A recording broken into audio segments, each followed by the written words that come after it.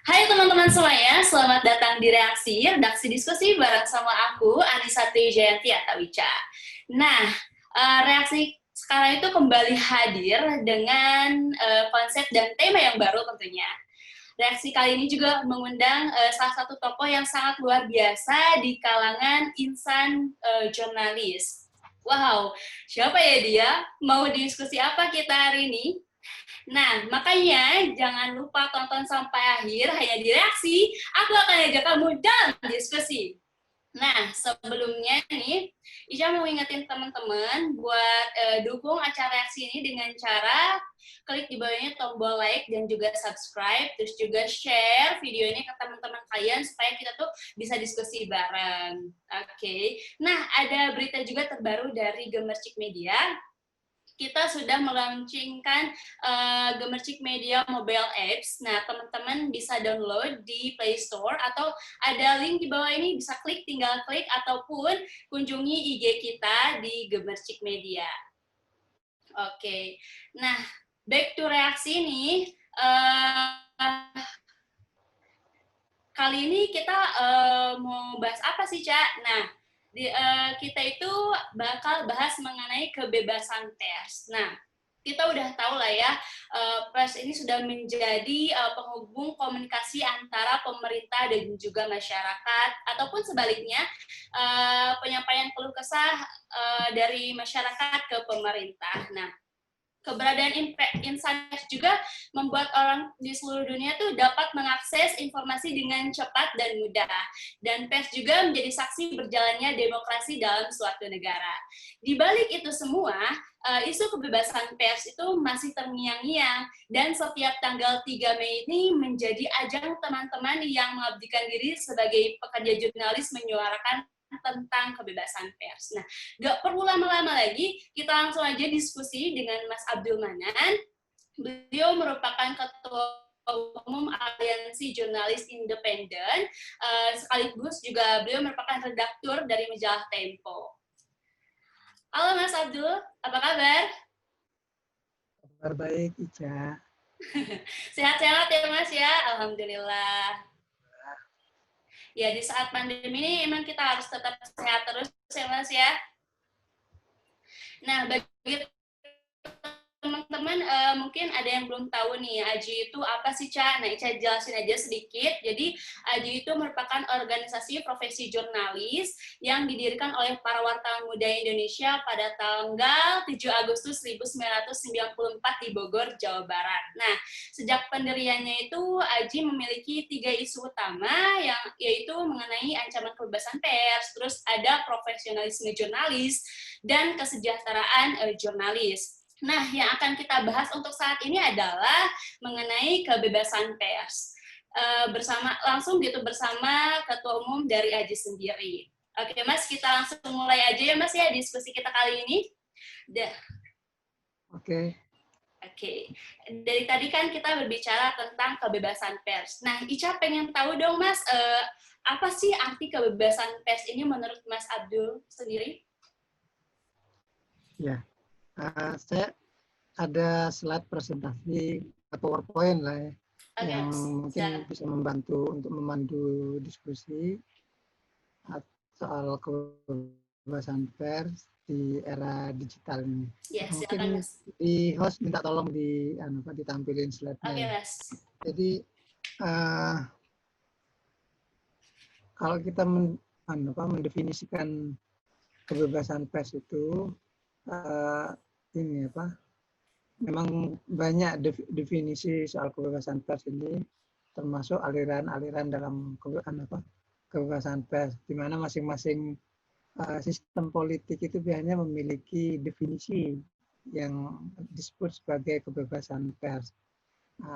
Iya. Pers bebas dan juga pers di bawah rezim komunis, dan juga kalau di negara-negara timur biasanya termasuk saya kan mengembangkan pers yang bertanggung jawab ya.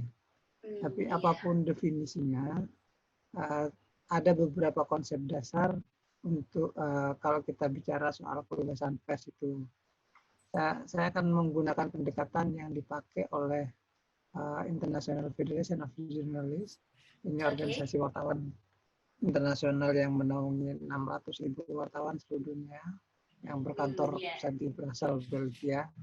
Dia mendefinisi, dia menyebut begini terkait soal apa yang merupakan, menurut saya ini merupakan konsep kunci tentang kebebasan pers.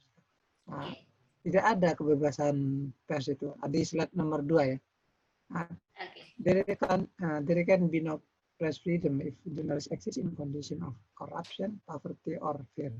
Jadi tidak ada kebebasan pers itu kalau wartawan itu hidup di bawah iklim yang korup, di bawah berada dalam kondisi miskin, dan di bawah berada dalam bayang-bayang ketakutan. Jadi dengan menggunakan ini konsep yang dipakai oleh AFJ ini, kebebasan pers itu adalah kondisi di mana wartawan hidup dalam kondisi yang baik, di mana sistem pemerintahan tidak korup dan kesejahteraannya juga cukup baik, artinya dia tidak dalam keadaan miskin, dan dia tidak berada dalam bayang-bayang ketakutan. Ketakutan itu baik yang ditimbulkan oleh misalnya ancaman hukum, atau betul, oleh adanya kekerasan yang dilakukan oleh siapapun. Nah, jadi itu konsep kuncinya soal kebebasan pers itu seperti itu. Nah, jadi kalau kita mendefinisi slide berikutnya itu bagaimana mengukur kebebasan pers sebuah negara. Nah, slide berikutnya lagi. Jadi setidaknya ada 2 standar internasional yang dipakai untuk menilai kebebasan pers sebuah negara itu. Saya pakai dua indikator aja yang bisa dijadikan rujukan. Pertama itu yang dibikin oleh Reporter Without Border, atau nama resminya Reporter Sans Frontières. Ini organisasi yang berbasis di Paris, yang setiap tahun melakukan monitoring terhadap kondisi kebebasan pers di seluruh dunia. Jadi Reporter Without Border ini membuat kategori, membuat indikator apa saja instrumen yang bisa dipakai untuk menilai pers itu di sebuah negara itu bebas atau tidak. Nah, dia indikatornya ini. Pertama, pluralisme. Apakah pers di sebuah negara itu mencerminkan aspirasi banyak kepentingan di situ. Jadi bukan hanya satu kepentingan saja. Terus yang kedua, apakah media di negara itu independen? Nah, independen ini dari berbagai macam kepentingan yang slide berikutnya. Mulai independen dari pengaruh kepentingan politik, dari pengaruh kepentingan pemerintah, dari kepentingan bisnis, dan juga pengaruh dari kelompok agama. Jadi itu tolak ukur penting soal kebebasan. Kalau dia di bawah pengaruh pemerintah, misalnya pengaruh partai politik, itu menjadi indikator atau menjadi penilaian tersendiri apakah pers itu bebas atau tidak. Ini contohnya di Indonesia, nanti kita lihat. Yang 3 soal iklim dan self censorship. Ini iklim politik maksudnya. Apakah wartawannya itu melakukan self censorship? Nah, self censorship itu maksudnya menyensor diri sendiri dalam melakukan, ingin membuat berita atau tidak. Nah, itu dia dia punya mekanisme self censorship. Jadi misalnya biasanya yang membuat wartawan melakukan self censorship itu karena misalnya ada ketakutan, takut digugat, takut di penjara, ancam gitu ya Mas ya. Takut diancam. Itu iklim yang sangat berpengaruh terhadap kebebasan. Yang berikutnya nomor 4 itu kerangka hukum. Apakah hukum di sebuah negara itu mendukung kebebasan pers atau tidak? Terus yang kelima soal transparansi. Terus yang keenam infrastruktur pendukung kebebasan. Terus Nah, yang nomor 7, nomor 7 itu penyalahgunaan dan kekerasan terhadap jurnalis dan media. Apakah banyak kekerasan di Indonesia, di sebuah negara itu? Berikutnya, slide berikutnya, ini indikator yang dipakai oleh Freedom House. Freedom House ini membuat indikator lebih sederhana sebenarnya. Cuma sayangnya Freedom House berbasis lembaga internasional yang melakukan pemantauan kondisi kebebasan pers di seluruh dunia, berbasis di Washington atau di New York, Amerika Serikat. Dia membuat 3 indikator aja ya. Pertama, indikator hukum, indikator politik, dan indikator ekonomi. Nah, hukum itu berkisar pada kira-kira regulasi apa yang ada di negara itu yang berdampak terhadap kebebasan pers, baik yang melindungi termasuk juga yang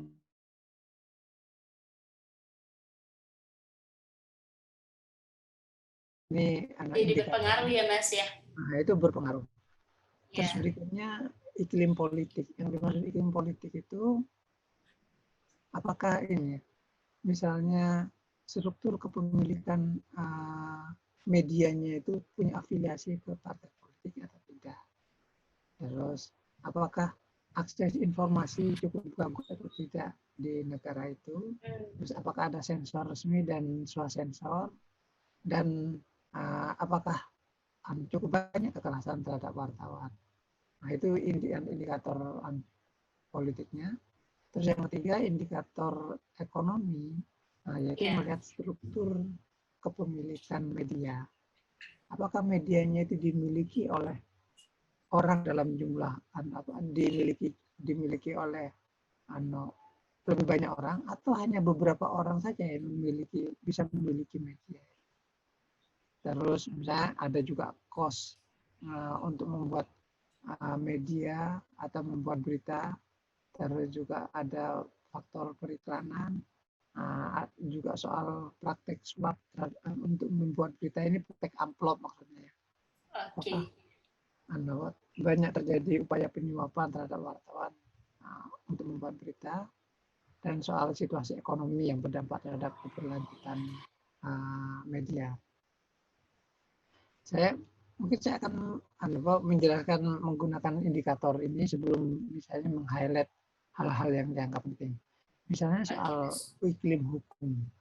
Apakah iklim hukum kita itu cukup mendukung? Jadi kalau kita melihat regulasi di Indonesia soal kebebasan pers itu kan tidak di state atau dinyatakan secara resmi dalam konstitusi kan.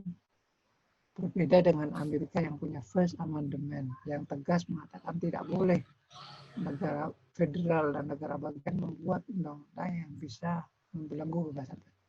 Konstitusi kita tidak ada istilah seperti itu. Bahkan menyebut kebebasan pers saja tidak ada di konstitusi. Aturan yang melindungi kebebasan pers ada di level undang-undang, yaitu Undang-Undang 40 tahun 1990. Nah, jadi itulah undang-undang yang melindungi kebebasan pers, dan undang-undang lain yang juga kalau bisa disebut sebagai supporting terhadap kebebasan pers itu adalah undang-undang penyiaran. Terus ada juga undang-undang kebebasan keterbukaan informasi publik yang mengatur soal akses informasi itu. Tapi dari undang-undang yang bisa mengancam kebebasan pers itu adalah yang utama itu kalau di kita itu ada 2. Pertama, kitab undang-undang hukum pidana. Yang kedua, undang-undang informasi dan transaksi elektronik. Karena undang-undang KUHP ini memang yang paling menonjol, karena undang-undang inilah yang selama ini dipakai untuk mengadili wartawan. Teman mungkin masih ingat, misalnya paling banyak gugatan hukum terhadap media itu menggunakan KUHP itu terjadi tahun 2003. Tahun 2003 itu setidaknya ada 3 wartawan yang diadili dengan menggunakan, ada 2 yang menggunakan undang-undang KUHP ini. Itu kasus mengenai apa, Mas? Rakyat merdeka ketika diadili karena dugaan menghina presiden. Yeah. Nah, jadi waktu itu rakyat merdeka menulis cover ya ini apa? Ini judulnya itu ini Mega lebih kejam dari Sumanto. Terus mulut Mega bau solar. Itu waktu itu kebijakan pemerintah yang menaikkan harga BBM. Nah, jadi gara-gara berita itu dia diadili, redaktur pelaksana yang diadili, tapi dia tidak dihukum karena dia dikena hukuman percobaan. Gitu. Terus yang kedua adalah kasus yang menimpa majalah Tempo waktu ini dianggap mencemarkan nama baik pengusaha Tommy Winata. Itu dia diadili dengan KUHP karena diduga membuat menciptakan keonaran dan melakukan pencemaran nama baik. Kasus itu ada 3 orang yang diadili itu, pemret, tulisnya sama editornya. Pada waktu di pengadilan itu gara-gara ini ya Pak, majalah Tempo menulis kasus kebakaran Tanah Abang. Nah, Tempo menulis ada Tommy di Tanah Abang. Jadi tulisan itu mengungkap dugaan menyinggung mungkin ya dugaan Tommy berada di balik pembakaran pasar itu. Nah, itu membuat Tommy Winata marah dan hanya diadili dan di pengadilan negeri pengadilan tingkat pertama Tempo dinyatakan bersalah, pengadilan tingkat 2 dinyatakan bersalah, baru dibebaskan di Mahkamah Agung. Dibebaskan. Okay. Terus yang kedua yang undang-undang yang mulai banyak dipakai untuk menjerat wartawan, mempidanakan wartawan itu adalah undang-undang ITE, informasi dan transaksi elektronik. Yang ini beberapa wartawan yang dijerat dengan pasal ini. Yang tahun 2018 itu ada wartawan Serat ID yang waktu dia menulis dugaan plagiat rektor UNESA itu. Iya. Itu terus yang sekarang yang sedang berlangsung itu adalah Diananta Putra, dia Pemret Banjarit, media online yang berpartner dengan Kumparan. Dia diadili, dilaporkan ke polisi karena karena diduga memicu konflik sara. Itu undang-undang ITE dilaporkan oleh pengusaha setempat. Ini pengusaha yang sangat terkenal, John Lin di Kota Baru.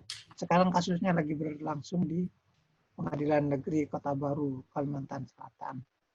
Jadi itu 2 undang-undang yang selama ini dipakai untuk mempidanakan wartawan. Dan yang kedua soal iklim politik, misalnya yang paling menonjol itu adalah sebenarnya ini soal hubungan antara pemilik media dengan partai politik. Kalau di Indonesia ya kita tahu lah ya. Masih ada ya Mas ya? Nah, sejumlah pemilik media kan memang orang-orang partai. Ada maksud terselubung mungkin ya Mas? Ya, pasti ada pengaruh lah. Namanya juga pemilik, pasti ada punya tendensi untuk menggunakan medianya untuk kepentingan politik. Dan itu berpengaruh terhadap indeks kebebasan dan juga kasus kekerasan terhadap wartawan itu salah satu faktor yang juga berpengaruh terhadap indeks kita. Nanti saya jelaskan yang soal kekerasan ini.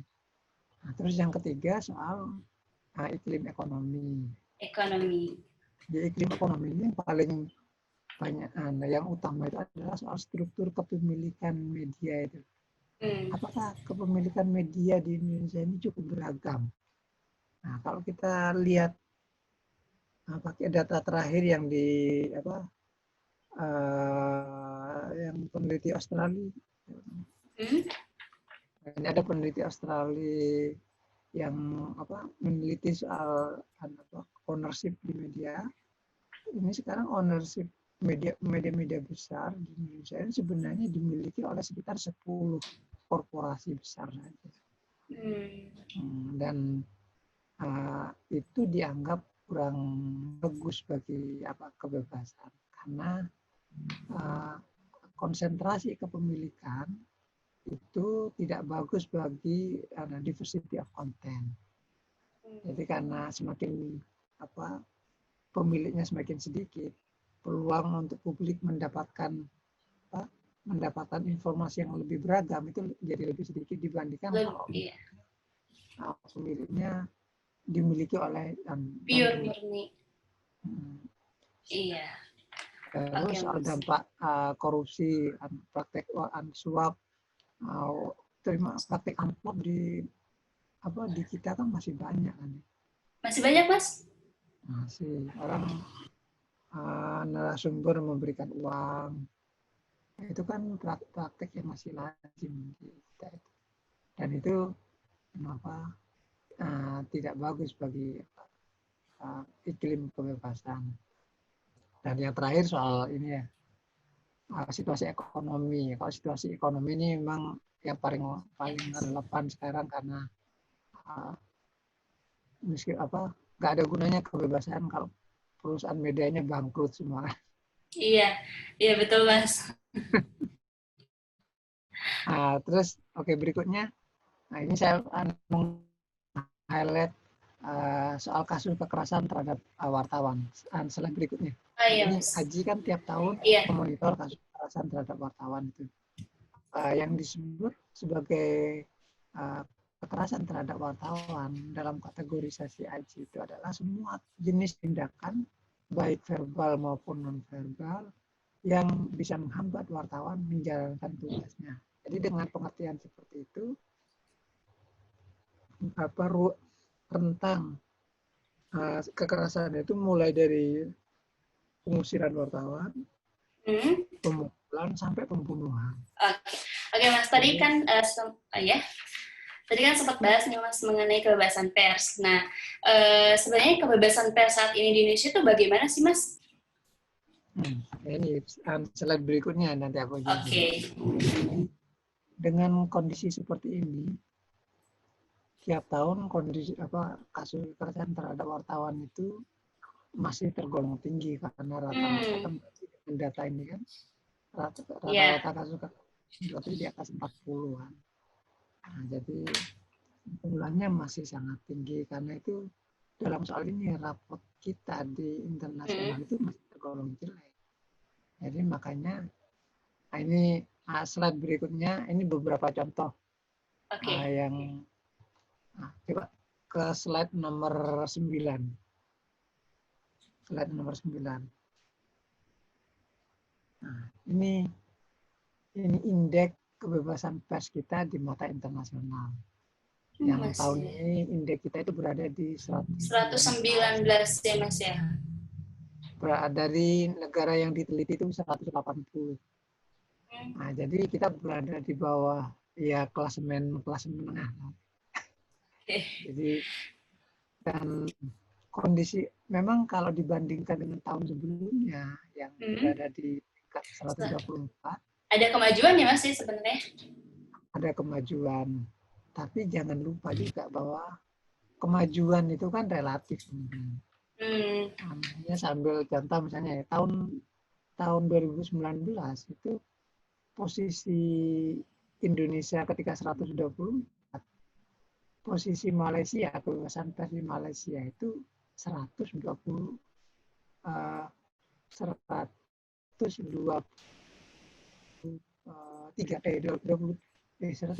kalau nggak salah. Jadi beda tipis dengan Indonesia. Tapi ketika tahun 2020, ketika kita 119, Malaysia sudah membaik jadi 109. Kenapa, Mas, bisa seperti itu? Ya, menurut saya memang karena Malaysia itu indeksnya membaik karena pergantian pemerintahan dari pemerintahan barisan nasional dari penguasa lama itu kayak zaman Golkar, masa Orde Baru itu ada pergantian pemerintahan tahun 2018 itu. Nah, jadi setelah itu indeksnya membaik. Jadi ada pengaruhnya ya Mas ya, dunia politik, iya. Jadi meskipun kita membaik peringkatnya, tapi Malaysia jauh lebih baik dari kita. Jangan bangga dulu ya Mas ya. Ya, kalau dengan Timor Leste kan kita masih jauh. Timor Leste itu sekarang udah di 100 ya. Oh, udah di 100. Artinya kebebasan indeks itu sangat relatif. Jadi bisa saja kita misalnya sangat baik. Kalau kita misalnya indeksnya membaik, belum tentu karena kita situasinya berubah lebih baik. Tapi bisa jadi karena negara lain lebih buruk gitu. Jadi yang negara lain merosot, jadi kita yang mungkin tidak baik pun jadi kelihatan baik. Baik gitu ya Mas. Oh ya Mas, tadi katanya Timor Leste lebih unggul dari kita gitu Mas. Kok bisa sih Mas?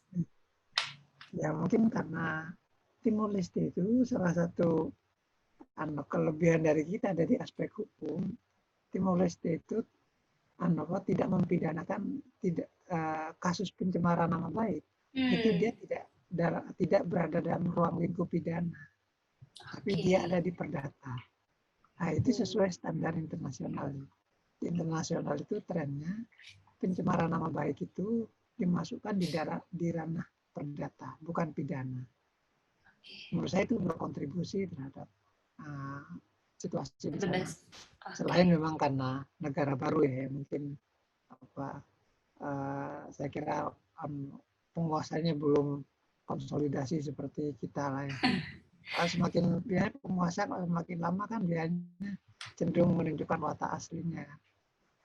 Jadi ya semakin lama berkuasa biasanya sudah pasti biasanya lebih korup biasanya ya. Sudah pasti itu Mas. Sudah pasti itu. Oke, jadi itu dari segi indeks ya. Dan kalau yang jadi dengan kondisi begitu, kondisi kebebasan, makanya di RSF selain RSF yang juga memonitor indeks itu kan Freedom House ya, yang tadi saya sebutkan. Cuma Freedom House sejak 2 tahun yang lalu kayaknya sudah tidak lagi merilis indeks kebebasan pers. Dan akhirnya kita tidak bisa lagi jadi pakai rujukan. Tapi indeks yang dibikin RSF, Freedom House itu sebenarnya hasilnya agak mirip. Bahwa kondisi Indonesia menurut Freedom House itu ini partly free, bebas bagian kan. Freedom House itu membagi 3 kategori negara itu.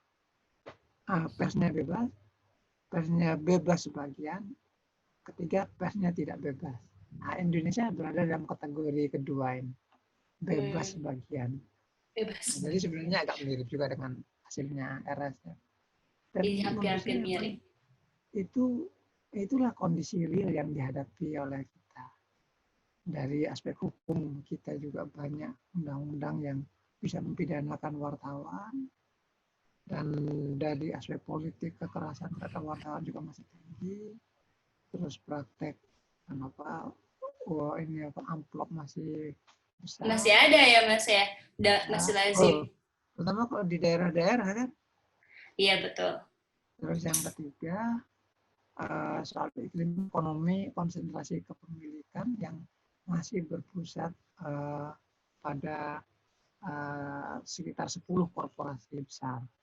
Itu yang menurut saya berkontribusi bagi indeks kita di mata internasional.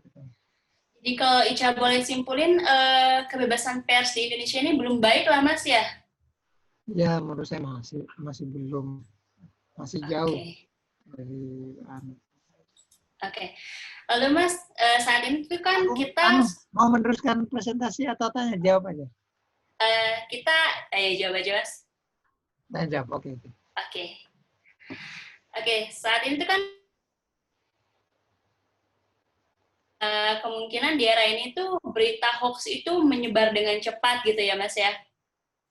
Bahkan kalau dihitung-hitung tuh dengan hitungan detik pun pun udah kesebar gitu ya Mas. Nah, peran pers sendiri nih di era digital ini seperti apa sih Mas? Ya, salah satu fungsi utama dari pers itu adalah seperti apa yang diamanatkan, seperti yang dirumuskan dengan sangat baik oleh Bill Kovac dan Tom Rosenstiel itu dalam 9 elemen jurnalisme itu adalah bahwa fungsi utama pers itu adalah menemukan kebenaran. Dan memang itulah yang harusnya menjadi rujukan utama dari yang menjadi apa ya, seperti kewajiban utama terhadap pers. Dan fungsi itu dijalankan mulai dari proses reporting sampai publishing. Dan ketika bagian pers itu berusaha menemukan kebenaran. Jadi misalnya ketika dia mendapatkan informasi yang dia harus lakukan pertama kali, dan ya saya kira ini hukum basic dari wartawan itu adalah selalu bersikap skeptis, tidak mudah percaya bahwa itu benar atau itu salah. Bisa saja informasi yang dia terima itu benar, bisa jadi informasi yang dia terima itu salah. Nah, ini dua sikap yang sangat penting bagi orang yang mengaku sebagai wartawan. Tidak boleh misalnya menganggap semua informasi yang dia terima, terutama kalau misalnya dari orang yang dia tidak suka, terus pasti salah. Atau informasi yang datang dari orang yang kita percaya sudah pasti benar. Nah, itu prinsip yang harus dijauhi oleh wartawan. Makanya wartawan itu harus bersikap skeptis, itu seperti itu. Dia selalu tidak mudah percaya terhadap informasi yang dia terima. Karena itu dia harus melakukan upaya yang disebut verifikasi. Karena wartawan itu yang makanya selalu diingatkan, salah satu prinsip penting wartawan itu adalah ini, meyakini bahwa kebenaran itu bisa datang dari mana saja, termasuk dari tempat yang tidak kita sukai. Itu mengapa misalnya kita tidak boleh langsung tidak percaya kalau informasi datang dari orang yang kita benci, atau misalnya langsung percaya dari orang yang misalnya orang yang kita sukai. Jadi karena itulah perlu wartawan ketika mendengar informasi itu jangan mudah percaya. Verifikasi. Sama misalnya sederhananya begini. Ketika misalnya kita bertanya kepada wawancara dengan orang, orang itu mengatakan, di luar sekarang lagi hujan loh ya. Nah, tugas kita apa? Memverifikasi benar nggak hujan itu di luar. Jangan menulis. Jangan langsung menulis bahwa saat ini terjadi hujan deras di Kota Bekasi. Kita yang harus melihat benar nggak hujan. Nah, artinya informasi yang kita terima dari sumber itu harus kita periksa kebenarannya. Dan saya kira kalau wartawan menjalankan fungsi itu dengan baik, itulah salah satu senjata utama wartawan ketika menghadapi berita-berita palsu yang beredar di media sosial itu. Jangan mudah percaya. Kalau misalnya ada informasi yang mengatakan, misalnya makan spaghetti atau makan kedondong bisa menyembuhkan corona. Jadi, kewajiban kita untuk memverifikasi benar nggak itu. Apa bukti ilmiah yang mendukung pandangan. Pernah ada penelitian yang membuktikan itu enggak. Dan yang lebih penting, yang ngomong itu kredibel atau enggak. Kok yang ngomong bisa tukang bakso, ya tidak layak kita percaya kalau bicara soal corona. Kalau bicara soal menilai kualitas bakso, itu jadi verifikasi itu yang harus dilakukan oleh wartawan. Kalau itu benar-benar dilakukan, saya yakin bahwa wartawan itu bisa menjadi bisa memerangi, meminimalisir berita palsu seperti itu berita hoax ya di media sosial. Oke, Mas. Nah, saat ini juga kan pasti di era digital itu banyak banget ya Mas ya kayak tantangan yang dihadapi oleh teman-teman pers sendiri gitu. Nah, menurut Mas sendiri apa sih yang menjadi tantangan terbesar teman-teman pers untuk saat ini di era digital ini, Mas? Memang ada sejumlah tantangan yang dihadapi. Yeah. Dan yang di slide saya itu yang di halaman halaman 8 itu ada beberapa tantangan yang dihadapi oleh wartawan di era saat ini. Pertama itu tantangan dari dari aspek kebebasan, bahwa kita sekarang dengan adanya undang-undang KUHP dan undang-undang ITE ini menyebabkan kita itu harus cukup berhati-hati supaya tidak mudah dijerat dengan pasal pidana. Memang ini terutama wartawan-wartawan yang ini ya di des-des yang politik, hukum, misalnya ekonomi itu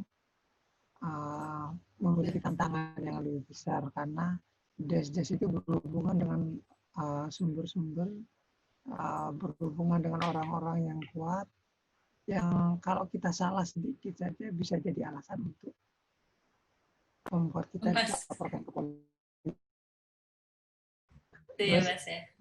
Dan apalagi di era sekarang ini, kita menulis berita salah sedikit langsung ya Mas ya. Apa? Langsung ada ini sanksi gitu. Dan kalau sekarang tantangannya bukan hanya di hukum, misalnya dilaporkan ke polisi, tapi juga dibully di media sosial, diserang secara digital, karena misalnya, nah ini saya ambil contoh misalnya Mas. Yang Detikcom itu ketika nulis soal Jokowi ketika membuka meninjau kota Bekasi itu. Iya. Itu dia diserang secara digital, diancam dibunuh, terus diteror dengan pemesanan GoFood yang dia tidak pernah lakukan itu. Sampai segitunya ya Mas ya? Diteror lumayan itu, pesan GoFood 900.000. Dan diancam dibunuh. Jadi itu tantangan baru di era digital ini yang saya kira menjadi tantangan tersendiri bagi wartawan dan juga media juga kalau menulis secara kritis itu juga kalau membuat orang-orang yang punya uang tidak senang itu dia akan menghadapi serangan seperti Tempo yang terakhir itu kan ini ketika memuat cover Jokowi Pinocchio itu ya itu kan dibully di media sosial dan ada gerakan di media sosial yang mendorong adanya uninstall Tempo. Itu gara-gara gerakan itu rating Tempo ini jatuh dari menurun ya Mas ya. Nah itu kan jadi memukul secara bisnis. Jadi saya kira itu tantangan yang cukup berat di era digital ini, walaupun itu resiko bagi media yang yang menjalankan fungsinya untuk mengontrol pemerintah. Kalau misalnya kalau ingin aman ya jadi wartawan majalah Bobo. Itu aman banget Mas. Karena tanaman kan tidak bisa menggugat kan. Iya betul Mas. Ya, lalu kalau misalnya bekerja di media berita, pertama itu harus siap banget ya Mas ya, secara mental mungkin ya Mas ya.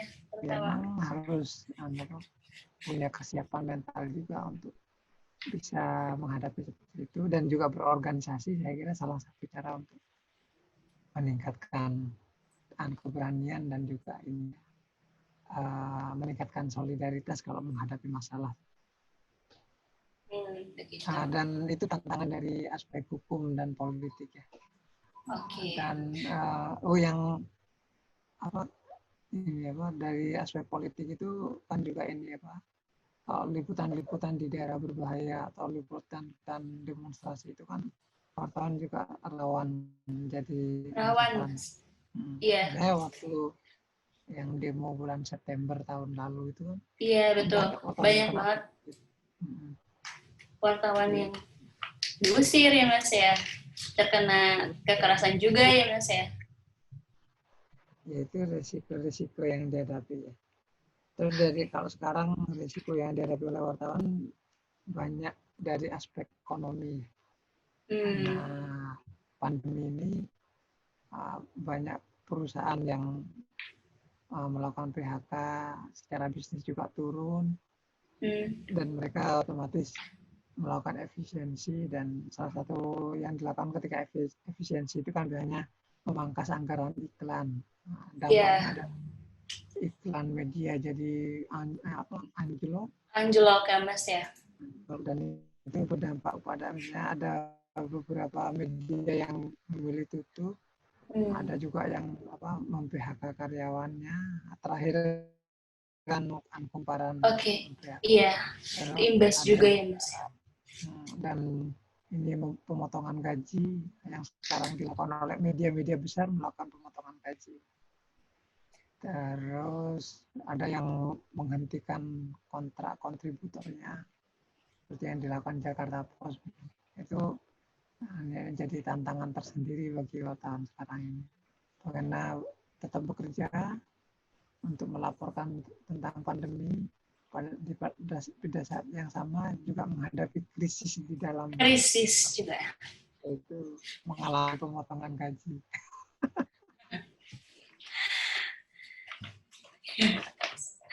Oke, Mas. Tapi nggak jauh berbeda sih, Mas. Kayak di dunia kampus pun terkadang masih ada kayak rekan-rekan dari pers mahasiswa gitu yang masih terkendala kayak misalnya mendapat ancaman ataupun teror gitu pas liputan gitu.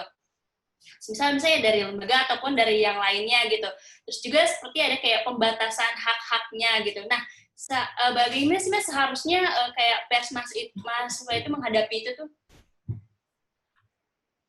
Ya memang saya kira tantangan yang dihadapi pers itu juga tidak ringan ya dalam situasi sekarang ini. Terutama kalau menghadapi petinggi kampus yang cenderung konservatif. Tapi rata-rata jarang petinggi kampus itu yang progresif. Biasanya cenderungnya konservatif sih. Iya, betul. Jadi tidak mudah menerima kritik dan cenderung ingin menjaga status quo, situasi yang damai-damai saja. Jadi kalau misalnya ada LPM yang membuat liputan yang dianggap menimbulkan kegaduhan, mereka pasti tidak senang ya. Seperti yang dialami oleh teman-teman di USU ya, Universitas Sumatera Utara misalnya. Dan saya kira beberapa kampus juga rektornya petingginya tidak senang kalau pas kampus menulis yang kritis, menulis soal kenaikan biaya kuliah, pokoknya hal-hal yang jadi memang kalau dipikir-pikir anak rektor itu sama kayak birokrat di sebuah negara ya, yang kecenderungannya pasti tidak ingin dikritik itu sebenarnya.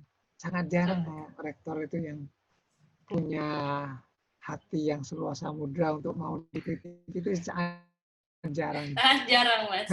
Kecenderungannya konservatif lah. Dan saya kira itu tantangan tersendiri bagi pers mahasiswa, dan menurut saya untuk menghadapi situasi seperti itu, situasi yang memang cukup berat. Karena itu salah satu yang bisa dilakukan itu adalah dengan memperkuat jejaring gitu. Ya, prinsip dari jejaring itu kan adalah bagaimana menjadikan masalah itu jadi tanggung jawab bersama, sehingga bebannya jadi lebih ringan. Kalau ada masalah bisa dihadapi bersama-sama.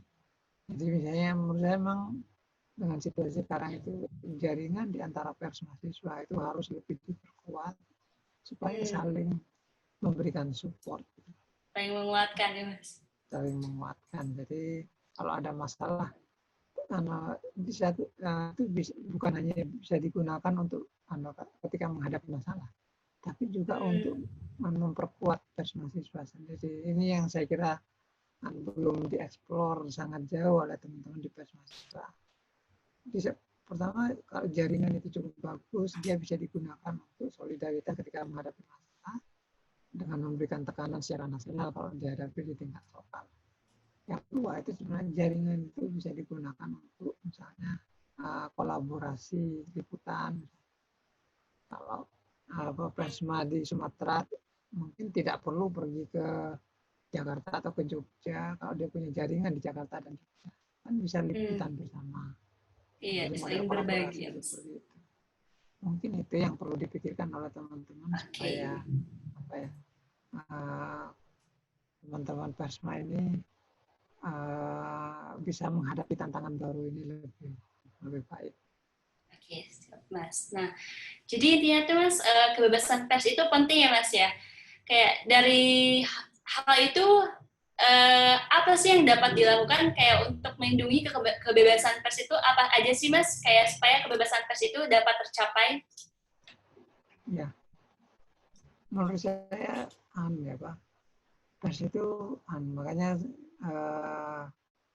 sering disebut bahwa pers itu seperti ini ya, oksigen dalam demokrasi. Kalau melihat sebuah negara itu demokratis atau tidak, sebenarnya yang salah satu cara mengukurnya itu adalah dengan melihat persnya bebas atau tidak. Kalau dia tidak bebas, pasti tidak demokratis. Karena tidak ada kebebasan pers di negara-negara yang kita sekarang sebut sebagai negara-negara represif itu. Rusia, Cina, karena memang persnya dibatasi. Jadi bayangkan kalau kita hidup di mana oksigen terbatas, kan pasti sesak. Sama dengan saya di negara yang tidak demokratis begitu. Orang-orang yang berada di negara-negara represif itu mereka mengalami kekurangan oksigen karena mereka tidak bisa menyampaikannya, karena kalau itu dilakukan mereka berurusan dengan polisi, berurusan dengan tentara. Jadi mereka seperti iklimnya itu pengap karena mereka tidak bisa mengekspresikan pandangan secara terbuka karena berada di bawah tekanan. Dan saya kira kebebasan itu bukan sesuatu yang taken for granted ya. Dia tidak ada dengan serta-merta. Kebebasan pers itu seperti dalam sejarah selalu datang setelah diperjuangkan. Tidak ada kebebasan diberikan secara gratis. Dan karena itulah salah satu kewajiban kita orang yang bergerak di bidang di industri di komunitas ini yang punya kewajiban melindunginya dengan berbagai cara. Kalau di AJI itu kita misalnya mengkategorikan AJI itu kan punya 3 program yang menurut kami itu berkontribusi bagi kebebasan. Pertama itu mengadvokasi kebebasan, mengadvokasi kebebasan dengan cara ini Pak, membela teman-teman yang jadi korban kekerasan, mengadvokasi hukum yang dianggap tidak sesuai dengan mengancam kebebasan pers. Nah, itu bagaimana supaya mencegah jangan sampai ada undang-undang baru yang menambah hukuman terhadap wartawan. Makanya AJI berkampanye menolak revisi KUHP, menuntut pencemaran nama baik itu dicabut atau dipindahkan ke perdata. Itu bagian dari itu. Terus yang kedua ya ini penting juga meningkatkan profesionalisme wartawan itu sebagai bagian dari upaya melindungi kebebasan pers. Karena kalau profesionalisme wartawan yang itu ditunjukkan dengan karya jurnalistik yang benar, tidak dipakai untuk memeras orang, itu penting untuk mempengaruhi, meyakinkan publik bahwa pers ini layak dibela. Kalau pers isinya dipakai untuk memeras orang, menyerang orang pasti akan berpikir apa gunanya kebebasan pers. Kebebasan pers kan harusnya digunakan untuk membuat hidup orang lebih baik, pemerintah lebih bertanggung jawab. Tapi kalau yang terjadi justru sebaliknya, buat apa kebebasan? Ya, itulah kenapa misalnya kita penting mendorong kampanye profesionalisme itu. Wartawan harus pintar dan bertanggung jawab. Kalau dia pintar, saya pasti bertanggung jawab. Saya kira kalau tidak bertanggung jawab itu udah bisa dijamin pasti tidak pintar.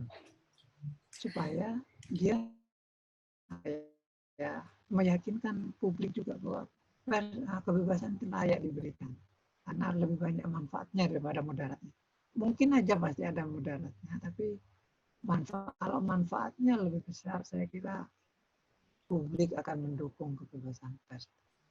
Terus yang ketiga ya ini apa, penting juga bahwa wartawan ini hidupnya cukup sejahtera, walaupun tidak sampai kaya raya sehingga bisa bercukupan ya Mas. Setidaknya cukup lah, karena ekonomi wartawan, kesejahteraan wartawan itu penting. Karena kalau wartawan itu tidak mungkin menghasilkan berita yang berkualitas bagus kalau tiap hari dia harus pusing memikirkan gimana membayar uang sekolah anaknya, karena dia harus mendapatkan uang untuk beli beras untuk kehidupan sehari-hari.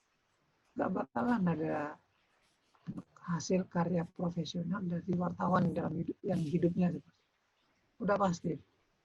Dan saya kira kalau ada itu 1 juta berbanding 1 lah, yang lapar misalnya hidupnya susah tapi menghasilkan karya jurnalistik yang luar biasa. Langka sangat ya Mas. Iya, itu sangat jarang. Jadi makanya penting wartawan itu diadvokasi supaya dia mendapatkan kesejahteraan yang cukup baik, karena itulah salah satu yang mendukung dia menghasilkan karya jurnalistik yang baik. Nah kalau begitu dia hidupnya miskin, dia pasti menggunakan karya jurnalistiknya untuk memeras orang. Dan iya, itu betul. yang berbahaya. Betul. Nah, juga ya Mas ya. Jadi harus diperhatikan juga ya Mas ya, ekonomi dari wartawan ini juga ya Mas ya.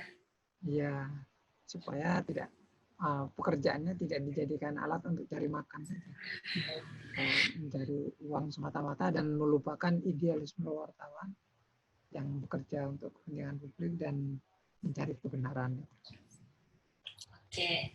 Nah, hal terakhir nih Mas, sebagai penutup gitu, Ica mau dengerin closing statement dari Mas Abdul sendiri mengenai kebebasan pers. Silakan Mas. Ya, menurut saya kita semua tahu bahwa mungkin tidak semua tahu juga ya, bahwa kebebasan pers itu penting. Meskipun itu seperti hanya dinikmati oleh wartawan dan komunitas media, tapi sejatinya kebebasan pers itu adalah penikmat terbesar itu adalah publik. Karena kalau pers tidak bebas, publik tidak akan bisa menyampaikan aspirasinya kepada pemerintah. Publik juga tidak bisa mengontrol pemerintah, dan sudah pasti pemerintah yang tidak dikontrol itu pasti pemerintahan yang buruk. Nah, jadi kalau pers tidak bebas, publik kehilangan juru bicara terbaiknya. Karena orang-orang yang di desa yang tidak punya telepon menteri atau telepon presiden, di mana dia bisa komplain terhadap kebijakan pemerintah? Yang dia bisa mengakses presiden, mengakses menteri melalui media yang menulis aspirasi dia. Jadi kalau pers tidak bisa bekerja dengan maksimal karena di bawah tekanan, termasuk tekanan kemiskinan ya, dia tidak akan bisa menjadi juru bicara yang baik bagi. Dan karena itulah kewajiban kita bersama, komunitas pers dan juga publik, untuk memelihara kebebasan. Karena ya seperti tagline kampanye di AJI itu, our freedom is your freedom. Kebebasan pers, kalau pers bebas, itu adalah kebebasan juga bagi publik.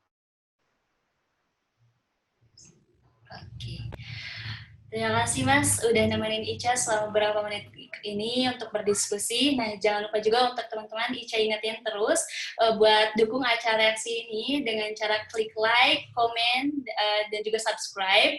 Share juga video ini ke teman-teman kalian supaya kita bisa diskusi bareng. Sekian reaksi kali ini. Tonton terus reaksi di episode selanjutnya. Jadi jangan kemana-mana, terus direaksi. Aku akan ajak kamu dalam diskusi.